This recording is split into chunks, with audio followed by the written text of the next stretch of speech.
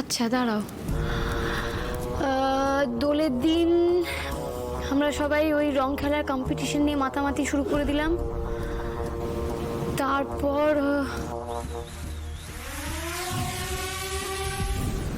আমার না একটা জিনিস মনে পড়েছে, যেটু জানো তো, ওই দোলের দিন না ওখানে একজন ব্লগার এসেছিলেন।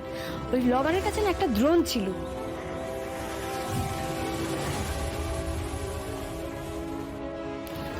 এই নাও ভাই।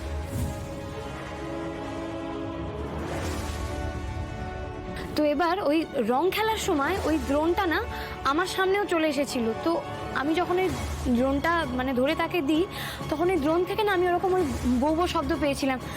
স্যার আপনি কি ড্রোনের কথা বলছেন? মানে হতেও তো পারে যে ওই সময় ওই দোতলা জানলার কাছে ওই ড্রোনটা ছিল। আপনি কি সেই ড্রোনের আওয়াজ পেয়েছিলেন? Right right, drone. হ্যাঁ হ্যাঁ, ড্রোন তো জানলার কাছে যেতেই পারে। না কে রে, না মানে সে দেখুন হতেই পারে ড্রোন, কিন্তু আমি শিওর না। আমি এই তুই ওকে ড্রোনের শব্দটা একটু, আরে বাবা ফোন থেকে সার্চ কর না, করে শোনা না। এই যে শুনুন, ওটা যদি সত্যি ড্রোন হয় তাহলে কিন্তু আপনি বেঁচে গেলেন। দাঁড়াও, ঠিক ভালো কথা বলেছো, দাঁড়াও। স্যার আপনি দেখুন তো এরম আওয়াজ ছিল কি?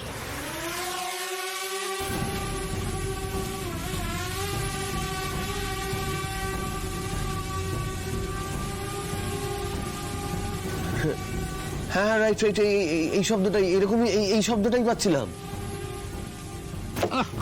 এভাবে কালিয়ে তোমায় খাবো, চিবিয়ে চিবিয়ে খাবো।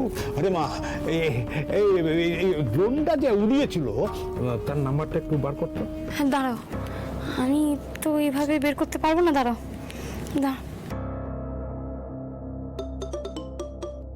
হ্যাঁ নন্দী বলো। তনুশ্রী শোনো না, বলছি ওই দোলের দিন লাহিড়ি বাড়িতে যে ব্লগার এসেছিল, ওই ব্লগারদের মধ্যে একজন ব্লগার ছিলেন মানে যার কাছে না ড্রোন ছিল। তুমি আমাকে সেই ব্লগারের নাম, ফোন নাম্বার, ঠিকানা কিছু দিতে পারবে? হ্যাঁ হ্যাঁ, না বলার কি আছে, ওই অনেক ভিউজ আসে তোর ভিডিওতে। দাঁড়াও দাঁড়াও, নামটা ব্লগার পাপন, কিন্তু ওর পেজের নামটা তো ঠিক মনে পড়ছে না গো। দাঁড়াও আমি তোমাকে দেখে বলছি।